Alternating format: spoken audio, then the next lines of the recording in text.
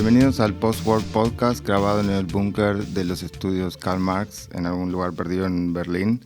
Yo soy Pablo de Negri, su anfitrión, y hoy nos visita el politólogo y mediático, youtuber, comediante, Martín Rechimusi. Martín, muchas gracias por venir. Por favor, a vos y a ustedes por invitarme. Martín, estás acá haciendo una gira. Sí. Y te enganchamos, por suerte, que compartas con nosotros un rato. Probablemente el episodio salga, vamos a intentar que salga antes de la segunda función. Bien. Así que podemos hablar de eso todavía, digamos, con Perfecto. tiempo, de que la gente lo pueda ver. Me gusta porque si lo grabamos y tenemos que fingir que ya pasó, que es lo que pasa Sin mucho en la saber, estructura sí. podcast, no, estuvo buenísimo, qué sé yo, y después capaz fue un desastre. O sea, fue una catástrofe y uno tiene una cosita grabada, no, fue increíble. Bueno, vamos a hablar de eso, por supuesto, Sí. y de otros trabajos que vos estás haciendo. Pero tu origen, tu esencia, de alguna manera, es esta combinación entre lo mediático, lo performático, mediático, y lo que tiene que ver con análisis político o una experimentación sociológica, se podría decir. Cosas que normalmente no van juntas. Y vos combinás esas cosas en tus trabajos. Fuiste reconocido por varios personajes. Randall López, por ejemplo, o Marixa, por ejemplo, por nombrar alguna. Marixa. Y acá nos preguntamos si Martín Rechimusi no será un personaje más. Y vamos a intentar de ver a lo largo del podcast. Bueno, para eso hubiesen invitado a mi terapeuta directamente, porque yo no estoy en condiciones de responder eso a esta altura de mi vida. Vamos a ver qué pasa. Que venga mi terapeuta, por favor, que no me vendría nada mal, ¿eh? Hace como, no sé, como 3 meses ya que no voy y se empieza a derrumbar todo. Esto, obviamente, yo no soy terapeuta. Pero podrías, la verdad. Me gusta pensar que tiene un efecto terapéutico el Bien. podcast. Y un poco algo de esos elementos hay, porque, por ejemplo, me interesa saber cómo para vos empezó, digamos, esa relación, esa idea de mezclar sardónicamente algo que es muy complejo, que tiene que ver con lo político, la construcción de la opinión pública, social. No sé si empezó viendo Los Simpsons en los 90. Seguro.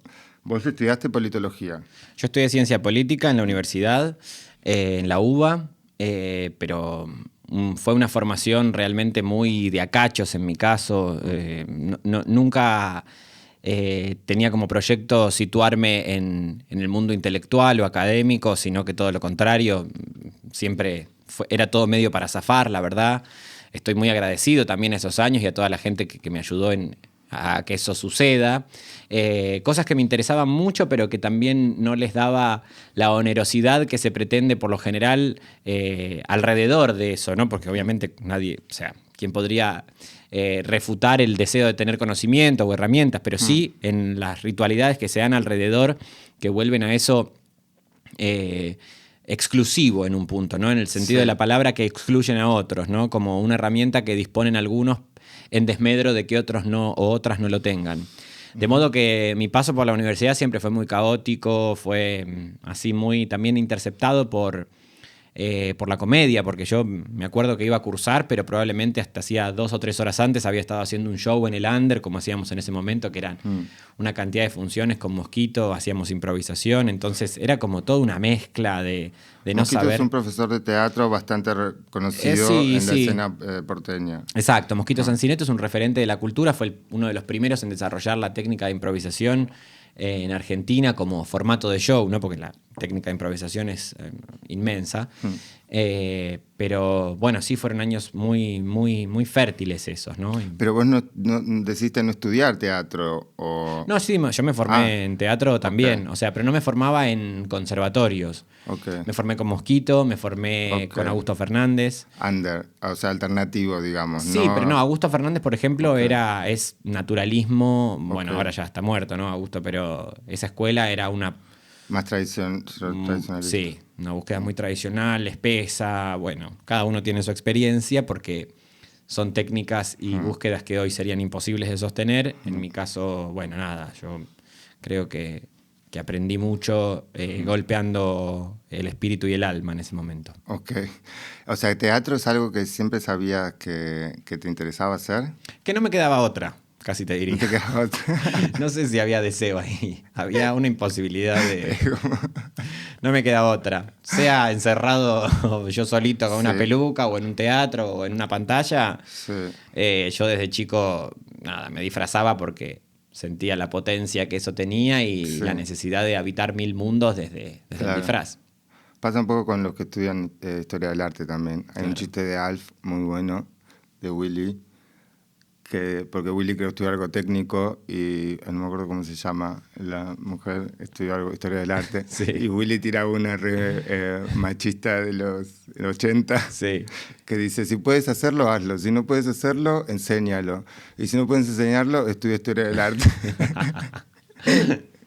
Bien. Y a veces uno siente que también cae en esa cosa. No me quiero poner en contra del colectivo de historiadores del arte ahora. No, por favor. Pero digo, hay algo también de paria, de que uno estudia mucho algo que quizás después en la vida práctica no le sirve para ganarse el mango, por ejemplo. Nada de lo que uno pretenda asumir como una verdad va a sucederse después en el plano de lo tangible. O sea, eso medio...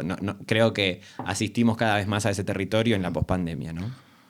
¿Y vos ya lo sabías eso al estudiar teatro y al hacer teatro y estudiar sociología a la vez? Y tuviste proyectos de radio también bastante independientes y guerrilleros mientras trabajabas. Sí.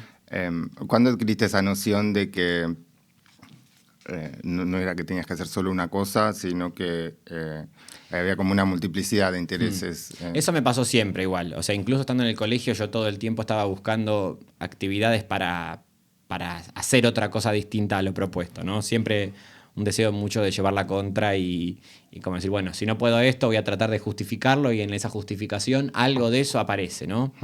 Entonces sí, no sabía muy bien cómo iban a confluir esos mundos, pero sabía que tenía que hacerlo en ese momento. Uh-huh. Y con respecto a la comedia, ¿tenías ya referencias de chiquito de un estilo de comedia en particular? La comedia en realidad, el humor al principio creo que aparece como defensa, aparece como estrategia de supervivencia, siempre en los márgenes y en los bordes, ¿no? Ahí sucede la comicidad, porque la comicidad no es bastante enemiga de los espacios hegemónicos, es decir, confronta con ellos.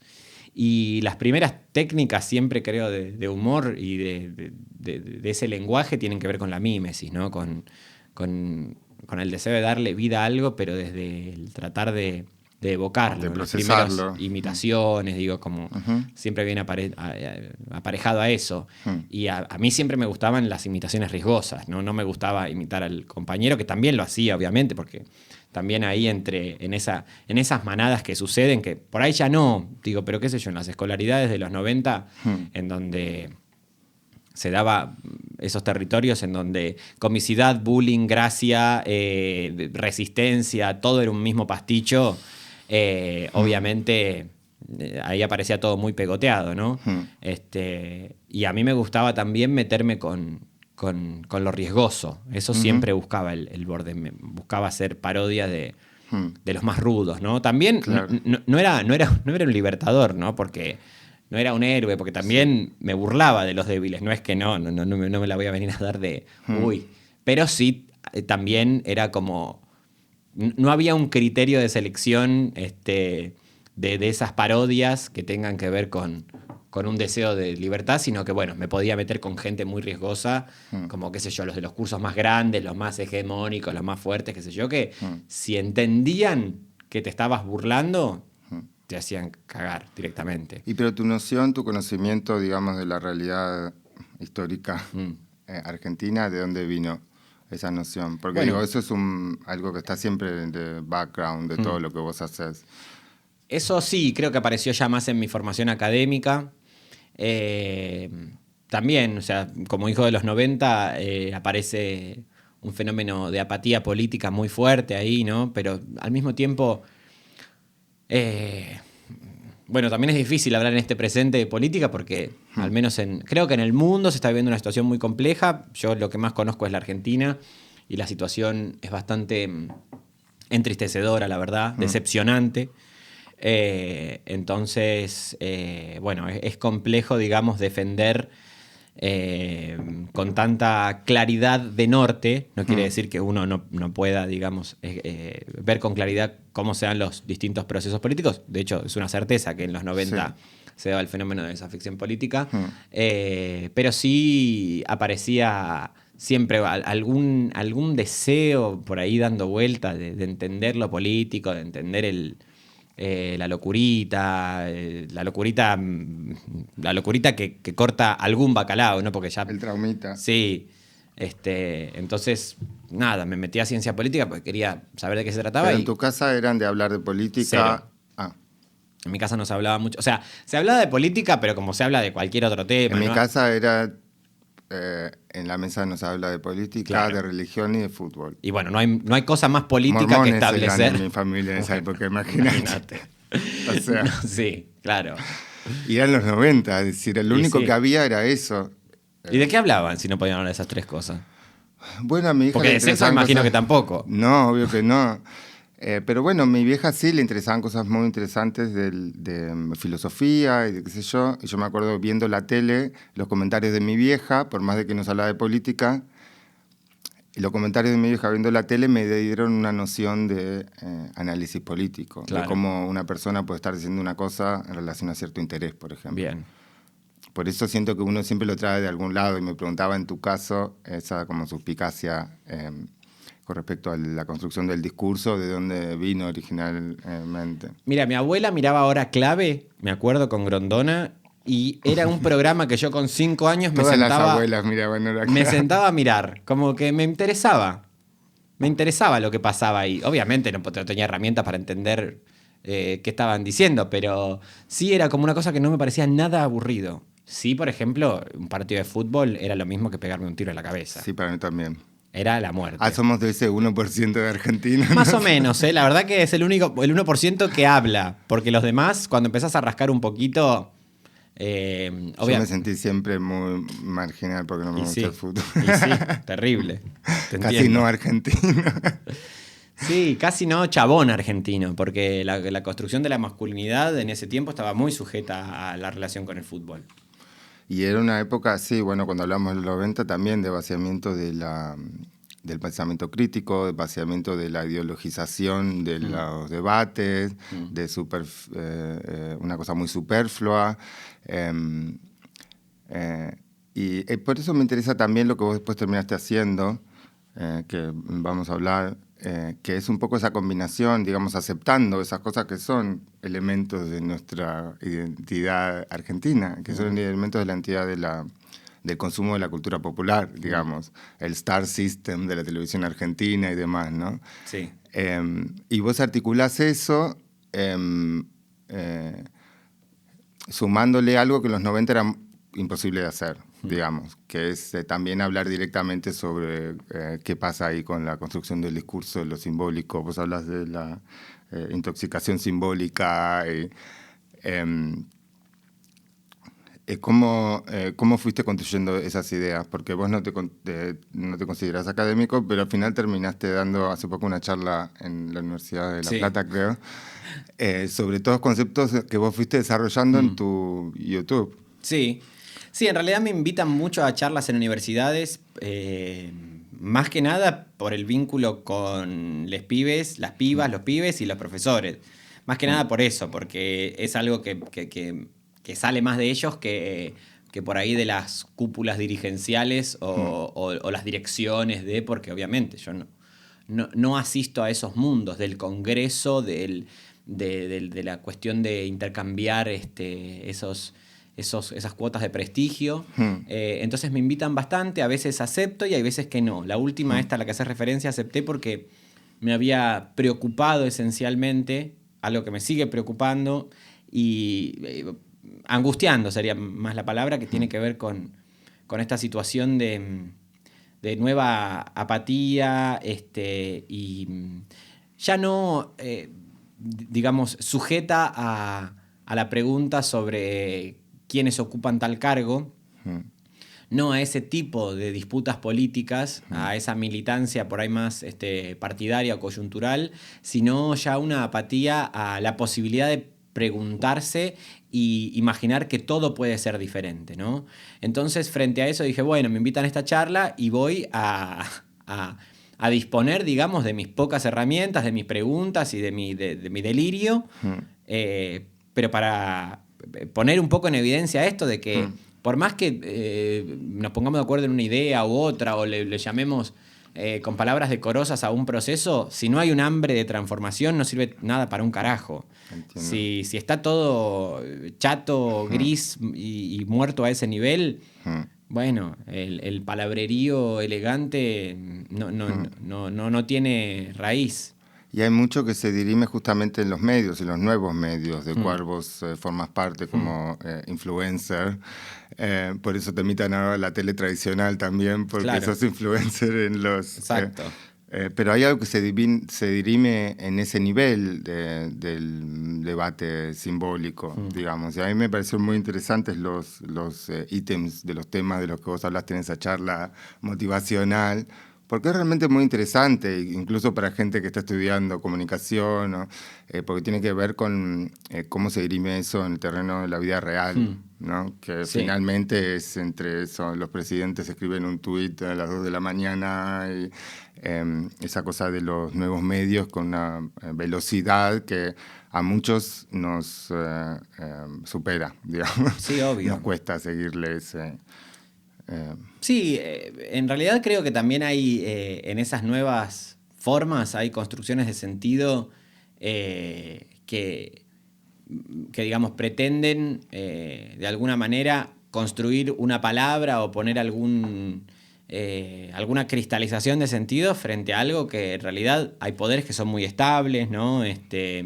Creo que en sí, digamos, hoy hay grandes movimientos a nivel estructural. Yo cuando hablo de la pandemia hago referencia a la pandemia no tanto a la cuestión de la salud o a la cuestión de las corporaciones médicas o a la cuestión de la salubridad, sino me parece que la pandemia es un proceso que todavía no tenemos el nombre o la dimensión para comprender que fue, bueno, quien lo tuvo fue Paul Preciado, ¿no? En esos primeros cuadernos de Wuhan, en donde establecía que era un catalizador de aquellos cambios que tenían que sucederse, ¿no? No viene a inaugurar un mundo nuevo, sino que a viene mí me a gusta mucho cómo escribe Paul Preciado. Sí. Igual sé también que después de 2 años y pico, ese compilado de libros de Wuhan en muchos aspectos quedó un poco idealista. Pecó de idealismo, porque era recién el principio de la pandemia. Pero ese texto no tiene nada de idealista, ¿eh? Ese texto no es nada... No me acuerdo cuál era en particular. Me gusta mucho cómo escribe Paul Preciado. Sí, no, en ese texto, dentro de tantas cosas que dice, una de las que hace referencia es a esto de que no viene a inaugurar un nuevo mundo, sino que por el contrario viene a acelerar los cambios que tenían que sucederse, ¿no? La pandemia como un catalizador. En términos del teletrabajo, en términos de los vínculos mediados a través de la digitalidad, y todo lo que eso supone, ¿no? Cualquier aspecto de la vida que nos atraviese a nosotros de forma contundente, hoy sufre cambios enormes, inmensos por el canal donde eso se vive. Digo, para el amor, ¿no? O las relaciones amorosas, o cualquier clase de vínculo. ¿Qué son las redes sociales? ¿Qué son las redes sociales de citas?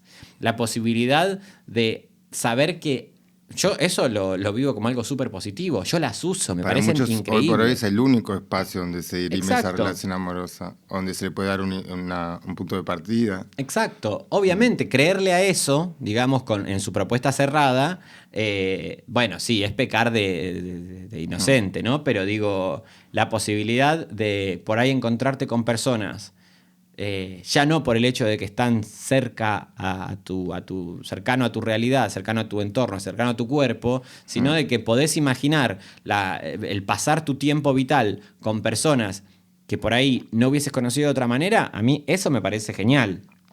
Claro, entiendo. Y estaba pensando en esto de lo que vos decías de la construcción del poder y de lo contestatario en los llamados de teléfono. por ejemplo, el tema de las citas que estamos hablando recién, vos tenés un personaje que se llama Marixa, creo, Sí. que es como una... son llamadas, es un personaje de mujer que tiene un profile en una red de citas, pero telefónica. Sí. Vos, como yo, vos sos un poco más joven que yo, creo. No sé si Sí. llegaste, pero llegaste a vivir la época pre-internet. Sí. Donde todo se dirimía por el teléfono. Es que esto es un chat telefónico. Claro, yo sé. Y ahí hay muchas referencias noventeras, históricas. No sé, se me Obvio. ocurre. El tema del llamado por teléfono es algo que hacíamos todos los niños de los 80, 90. Lo hacía Bart Simpson en la tele, que Sí. era el mejor niño en la televisión, Sí, que existió sí, por sí. décadas. Lo hacía Tangalanga, de una manera muy burda que a mí no me dejaban ver en mi casa. Ay, pero era genial. Pero Tangalanga. todas esas son influencias directas que se me vienen a la cabeza de eso que vos estás haciendo ahora, de alguna Sí. manera, varias décadas después. Y que me parece muy interesante, porque vos hablas en tu YouTube de que con eso conoces o descubrís cosas de la sociedad, de la gente que de otra manera no podrías. Exacto. ¿Cómo llegaste a ese tipo de experimentación sociológica, digamos? Al principio yo hacía esas llamadas de muy chico con mi prima, Ok. jodiendo también, asumiendo también que, nada, que yo tendría... era bastante chico cuando llamaba esas líneas. Y había una persona del otro lado que probablemente se imaginaba que era un chico. Entonces, bueno, digo, nada. Digo y Ahí pongo estos sí. temas sobre la mesa, ¿viste? Porque si no, Mm. aparece todo como muy bueno. Y no, la Hay verdad una que... tensión. Sí, Hay una hay tensión. riesgo, hay tensión. O sea, eso pasó, digamos, eso sucede. Yo decido no traumatizar todas mis experiencias porque, bueno, por suerte puedo no hacerlo. Hay gente que por ahí lo vive de otra manera. En mi caso, eso, nada, lo viví. Qué suerte ¿viste? que tenés. Sí, bueno, Pero, entiendo sí, que viste entiendo. hoy, nada.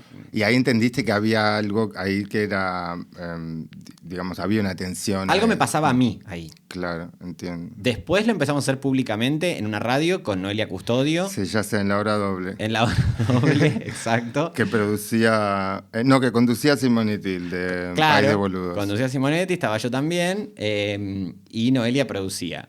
Pero con Noelia hacíamos cualquier cosa porque también no cobrábamos plata, o sea, era todos los días de 12 a 2 de la mañana, la gente faltaba, entonces con Noelia hacíamos dos delincuentes ahí sueltos en la radio, hacíamos cualquier demencia. Y esos llamados empezaron al principio como, bueno, llenar un hueco y después terminamos nosotros. Es que me pasa al día de hoy, que yo me junto con Noelia, empezamos a fumar porro y yo me doy cuenta que la hija de puta tiene en sus planes como que ella dice, ay, ¿por qué no me haces un llamadito? O sea, es un juego nuestro. El llamadito es un tema de tu YouTube. Sí. Que tiene que ver con eso, con esa Exacto. cosa de tu infancia que vos decías que lo hiciste como un... sí, tiene más una que ver herramienta con lo de que tu hicimos después con performance. Noelia, obvio, pero bueno, sí, es algo que estaba siempre cerca. Y además este programa era de la medianoche a las 2 de la mañana. Sí. Y claro, o sea, ese tema de que el contenido era esos llamados. Era cualquier cosa porque primero que al programa no lo escuchaba, pero ni el operador. O sea, no lo escuchaba nadie el programa. Después no venía nadie porque no teníamos plata, porque era re tarde, entonces nadie quería venir. Yo me lo tomaba muy a pecho, entonces estaba todo el tiempo, a un punto que me acuerdo un día que habían faltado todos y estaba yo solo con el operador y bueno, ¿qué hago? Y bueno, empecé a leer poemas de Nati Menstrual al aire, como, bueno, no sé, para hacer algo, ¿viste? Como quería cuidar ese espacio, formarme, pero sí fueron años de mucha diversión también. Y ahí esa posibilidad que se da en momentos donde uno en la situación quizás no lo reflexiona, cuando tiene esos espacios, esa posibilidad de espacios liminal spaces, se da, por ejemplo, un diálogo con el arte performático, con el arte de radio. Por ejemplo, acá en Alemania se habla mucho de radio art. Yo tengo una amiga chilena, por ejemplo, que hace performance llamando a gente por teléfono a la noche y Bien. teniendo una charla íntima. Pero digo, ahí tuvieron la posibilidad de hacer algo bastante interesante con respecto a la práctica mediática, hacer una cosa experimental que dialogaba con lo performático, esas oportunidades son bastante especiales porque después vos adquirís experiencias que quizás no tenés en el sistema tradicional. Le perdés el miedo. Le perdés el miedo porque ya en el momento en donde sabés que nada tiene sentido, así te escuche 1, 0 o 500.000 personas, nada está pasando de verdad. O sea, y todo es muy efímero. Y en cualquier momento puede volver a pasar. En un momento te escuchan 300.000, en otro momento 5 y nada. Eso... Claro. ¿Y cómo pasó de la hora doble a Randall López, por ejemplo? Bueno, fue bastante tiempo, porque de la hora doble fuimos después a... creo que con Bimbo nos fuimos a... Creo que fue con Bimbo. Ah, no, después grabamos una serie con Bimbo, ahí en un proyecto también de Aqua Federal, creo que era. Y después empezamos a hacer Todo Muy Rico, un programa de radio que hacíamos en Radio Colmena. Que ya era un programa que tenía un poco más de volumen, ese. Ok, estaban más cancheros. Estábamos más cancheros, ya escuchaba un poquito más de gente, estábamos más cancheritos ahí. Y después es que apareció Futurock. Y después de Futurock es que ahí lo conozco a Pepe. Y Pepe ya estaba en C5N y a partir de ahí es que me ven a mí, me invitan a hacer un personaje de los que hacía Handel en ese momento, hacía un personaje como una parodia de un príncipe que era en ese momento Macri y me invitan a hacer en la tele eso, yo me doy cuenta que en la tele eso no funciona, la paso para el orto y digo, bueno, déjenme probar una cosa y si no, todo bien, pero no lo hago más. Esto era principios del macrismo. ¿Oh? Esto yo creo que era así, 2015, 2010, ¿cuándo fue? 2016. La época que apareció el Destape como para suplir... No, pero todavía no estaba el Destape. Todavía no estaba el Destape porque después fue el Destape cuando nos rajaron de C5N. Por eso no funcionaba todavía lo de Handel. No, lo que pasa es que era real, o sea, hoy tampoco funcionaría porque es un personaje, o sea, los personajes de redes... O sea, las realidades de redes, llevarlas a la televisión es muy difícil. En la televisión es muy difícil, la verdad. ¿no? La gente que lo hace por ahí tiene tradición de larga data. Bueno, hoy también tampoco tiene la capacidad la televisión de tener la hegemonía, la construcción de sentido. Ya eso es indiscutible, ¿no? Por los puntos de rating, por la cantidad de pauta puesta ahí en términos de guita. Y además la propia tele intenta parecerse a las redes. Exacto, ese es un momento que estamos viendo. Sin embargo, no se termina de extinguir. Incluso acá en Alemania son muy importantes la impronta de las productoras de TV y de radio y demás. Y en Argentina tienen algo que moldean además el ser cultural.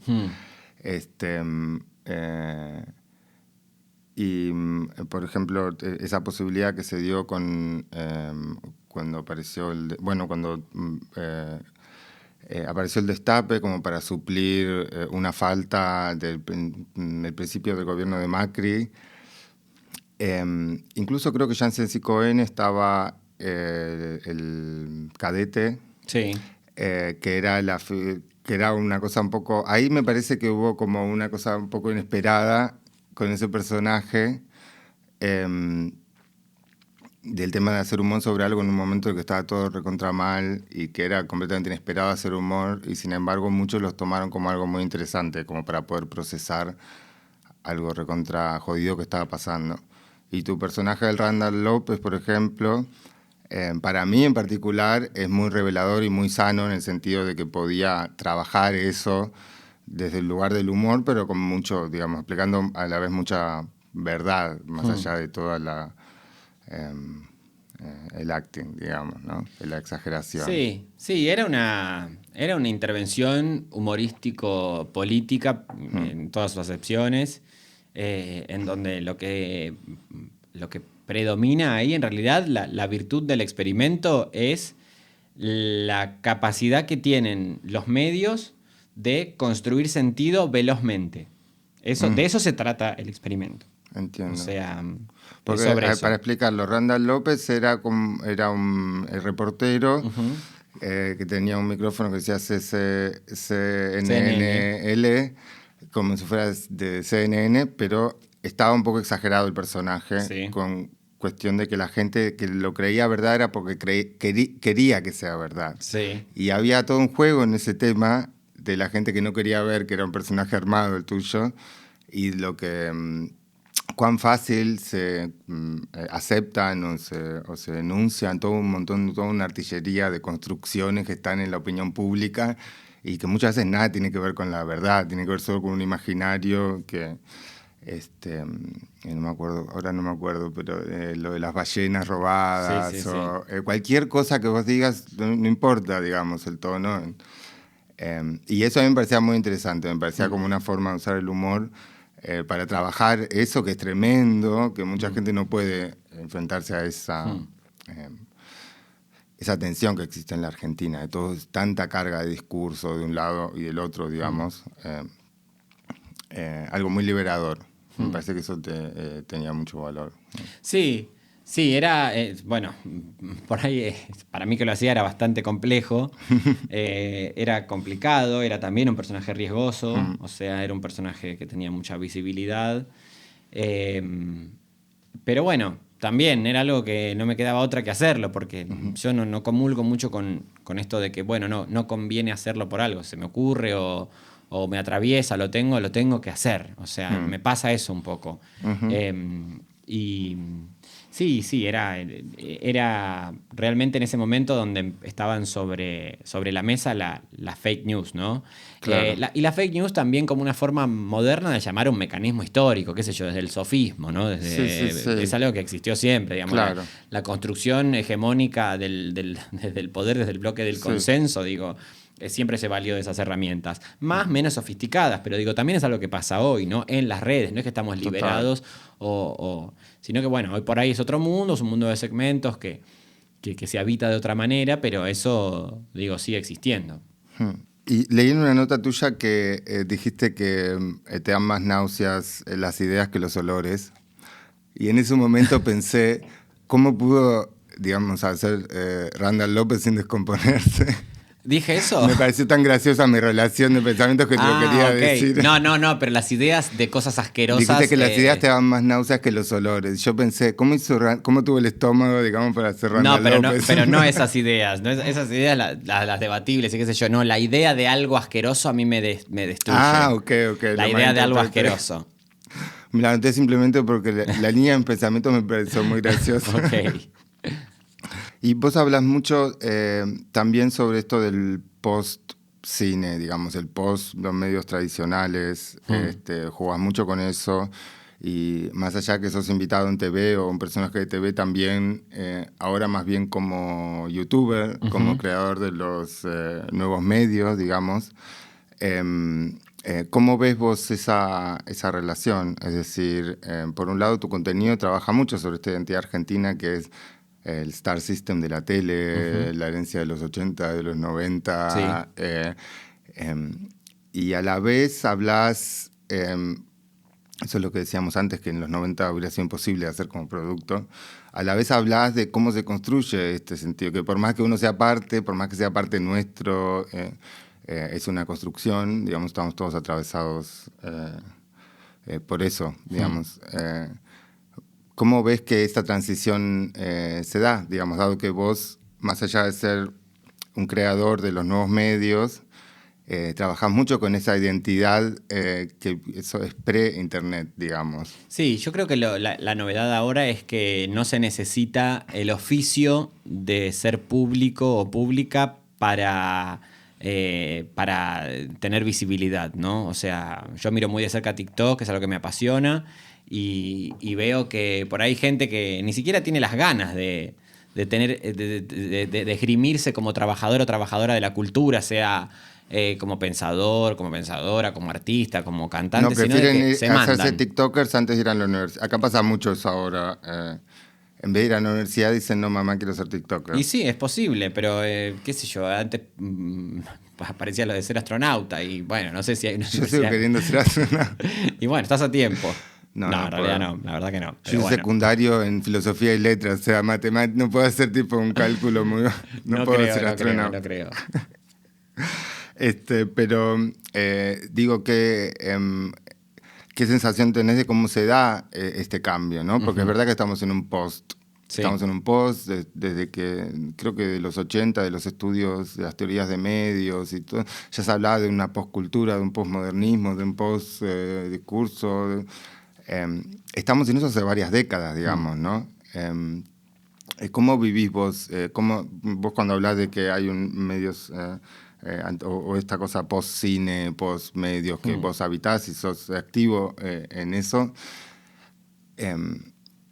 ¿Cuándo sentís que se va a dar el cambio definitivo? ¿Cómo pensás que ese proceso se va a extender? Porque digo, la televisión sigue existiendo. Sí, no, yo creo que ningún cambio se da de manera abrupta de una vez y para siempre, sino que tiene que ver con estas coexistencias y estas particularidades en donde se van sobreponiendo las existencias Sí. y en también estos diálogos, ¿no? Esto que hacíamos referencia antes, en donde, hay una estructura que aparece como nueva y hay una que está desapareciendo, pero una trata de parecerse a la otra y obviamente la otra es consecuencia de esa otra, porque no podríamos pensar un TikTok sin la tele, qué sé yo, digo, todo es Claro. consecuencia, no son capas que se van como Claro. superando, se niegan y se superan. Claro. Pero no se reconoce el origen. O sea, es como toda una meta-referencia. Sí, sí, bueno, por eso. O sea, al área intelectual por ahí le corresponde buscar rastros o puntos en común, cuando en realidad lo que está sucediendo no se detiene mucho a pedir permiso a lo anterior, ¿no? Claro.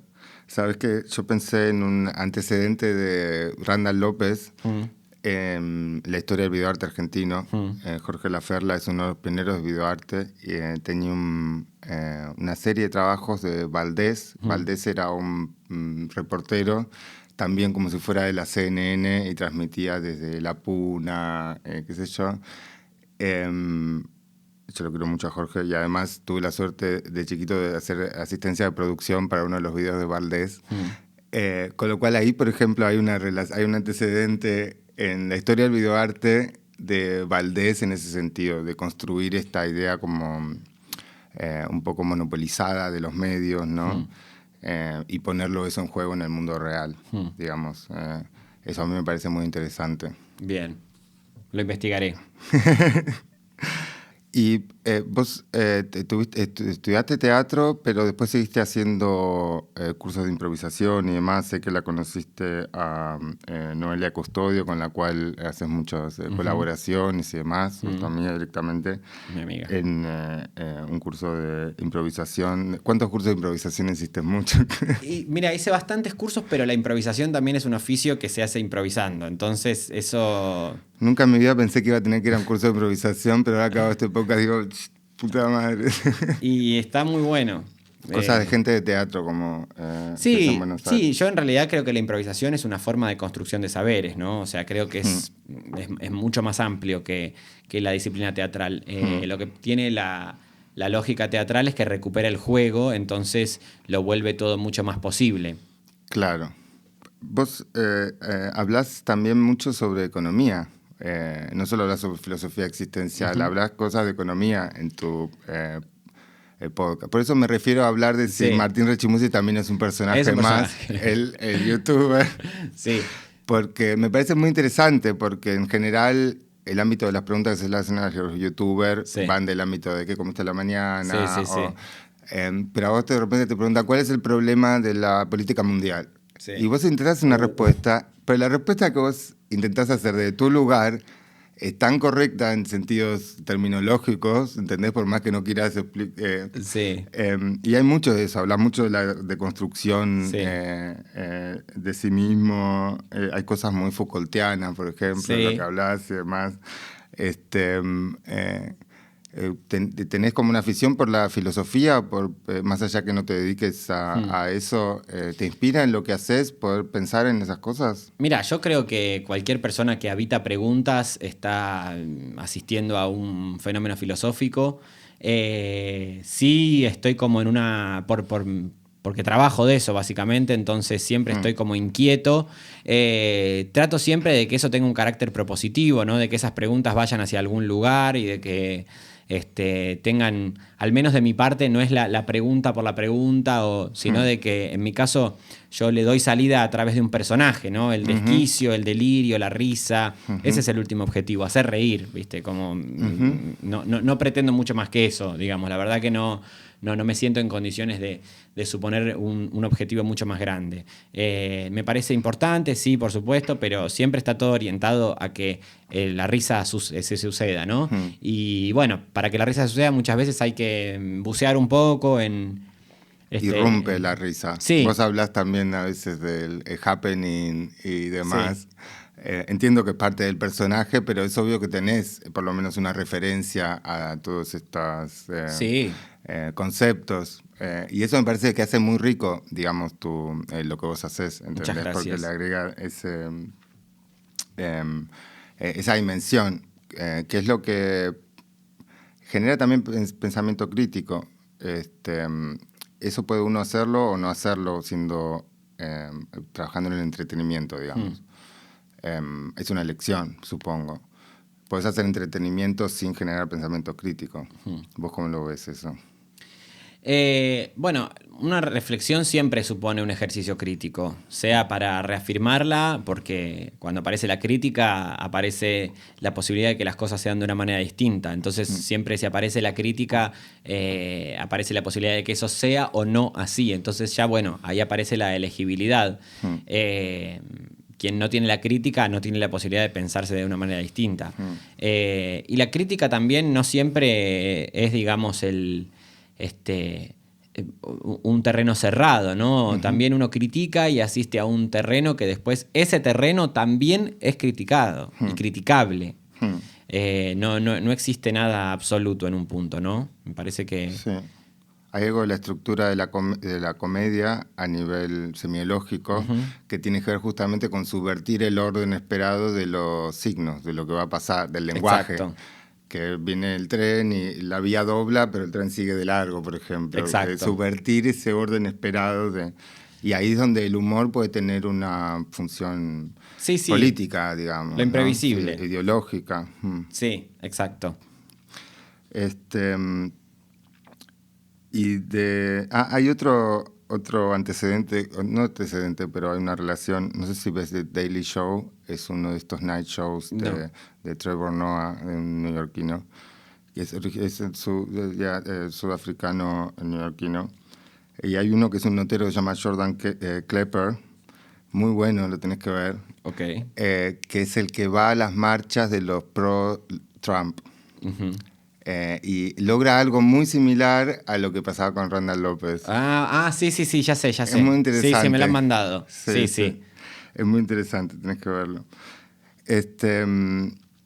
¿Y dónde ves que va o dónde sentís que va todo este cambio, toda esta transformación, el tema de los medios, la construcción de la realidad, cuando pensás en cómo sigue, digamos? Vos ahora estás...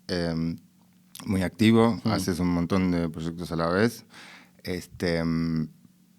Hablaste antes de la experiencia de la cuarentena y cómo eso te afectó. No sé si eso cambió tu mirada de cómo perfilar, digamos, hacia adelante o cómo ves ese tema, digamos, hacia futuro. Bueno, creo que el futuro es cada vez más incierto porque antes, al tener tiempos quizás más... espesos, ¿no? Porque es difícil hablar de las nociones del tiempo, pero digo, hoy siento que todo es mucho más compulsivo y eso nos impide un poco como proyectar en cualquier orden a mediano y a largo plazo. ¿Hacia dónde estamos yendo? La verdad que no tengo idea. Tampoco siento que haya una finalidad, ¿no? Sí me parece que nos atraviesan muchas dificultades a nivel político, que todavía existe la potencia de revertir algunas cosas. Si no pensamos eso, nada, o sea, no queda mucho por hacer, entonces es una posición... Tenés una parte optimista todavía, digamos. Sí. Porque acá, viste, todo el tema del cambio climático, todo está... es nuevo acá en Europa, en algunos lugares de Europa, en Alemania es más o menos nuevo. Un nuevo aire que hace varias décadas no corría, de austeridad, realmente de crisis, ¿entendés? entiendo que la Argentina se ve diferente, pero para todo el mundo, por ejemplo, el tema del clima es algo como un punto bastante objetivo, delimitado. ¿Pensás en eso? ¿El cambio climático? Sí, como el fin, más allá del fin del el post-lenguaje, el post-mundo, digamos, ya que estamos en el post-world, a nivel concreto, ¿cómo...? Mira, lo que me pasa con eso es que siempre pienso que existe una interpretación, de nuevo, como humanocentrista, en donde nosotros salvemos al mundo como si al mundo le importase lo que nosotros hacemos, ¿no? Y como si fuésemos algo escindido al mundo. Nosotros somos este mundo. No es que no somos este mundo. Pero estamos muy acá en la cabeza siempre, demasiado. Y todo esto que estamos produciendo también es nuestro mundo. O sea, somos un bicho que está produciendo esto, ¿no? Entonces, primero, el primer corrimiento sería eso, ¿no? Y obviamente siempre me parece interesante cuando la búsqueda de eso se trata de la mejora de la otredad, ¿no? Como de que quien tenés al lado y bueno, que tenga un mejor pasar, que pueda quizá gozar de los privilegios que uno goza, ¿no? De eso me parece que se trata un poco. Y frente a esto, sí, me parece que es catastrófico la locura, digamos, de información que circula en términos de ahora está pasando esto y ahora esto otro. Entonces, como si todo eso en realidad termina de cooperar con algo, con un fin último, ¿no? Porque digo, siempre existió el presagio del fin de la humanidad, existe y existe el humano. Sí. Desde que existe el humano, existe, se va a acabar el humano. Sí. Que efectivamente nuestro vínculo con los otros seres, los animales, las plantas, las bacterias, los insectos, es absolutamente violenta, de eso no hay ninguna duda. Claro, pero en los aspectos en los que no es violenta tampoco somos conscientes porque somos Homo sapiens. Estamos muy en la cabeza, lo filosófico, el cosa del discurso. Es que no podemos llegar a entender toda la vastedad de existencias que nos circundan. Claro, entiendo. Y vos, en lo personal, en tu vida, haces ejercicios de proyección. Mi madre dice, proyectad, mirate ya en el lugar donde querés llegar. No, me cuesta muchísimo. Y yo laburo casi todo en grupos. Casi todo lo laburo con gente. Me di cuenta de eso. Por ejemplo, lo que haces a nivel de YouTube, muchas colaboraciones con Noelia Custodio y demás. Sí. Yo también me pasa eso de que con amigos me resulta más fácil hacer. A mí me divierte más trabajar con amigues, ¿no? Estar solo me aburre un poco, pero y a mí aburrimiento y angustia es lo mismo. Claro. Entonces, sí, me vendría bien proyectar un poco para también ordenar un poco las actividades de los demás, ¿no? Pero bueno, me pasa eso, un poco que soy un poco así efervescente y una cosa y después puede ser otra y bueno. Claro, son multidisciplinario. Sí, multidisciplinario. Puede ser. Bueno, si están viendo o escuchando esto antes del 2 de septiembre, vamos a tratar de que salga, entonces todavía tienen la posibilidad de llegar, si están en Berlín, a la última función de la obra que están haciendo. Si querés nos puedes contar. Sí, estamos haciendo una obra con Erika Rivas, que se llama ¿Qué pasa hoy acá? Es un happening teatral, son 3 sketches. Tenemos 2 funciones acá en Berlín, probablemente si están escuchando esto lleguen a la del 2 de septiembre. Es en el Monbijou Theatre, es un teatro hermoso acá en el centro de Berlín. Pueden ver ahí sus redes, ahí también están las formas de acceder a los tickets. Es una invocación a locuras noventosas, así que nada, vamos a estar ahí y les esperamos. Amo. Buenísimo. Vamos a dejar en la descripción links a tus proyectos y lo que quieras. Y nada, gracias a todos por escuchar y por mirar y gracias por venir. A vos por invitarme. High five. High five. Yeah. Si disfrutaron de este episodio, siéntanse libres de dejar un like y subscribe debajo del video. Si quieren ver más, cliquen aquí y no se olviden de seguir al canal.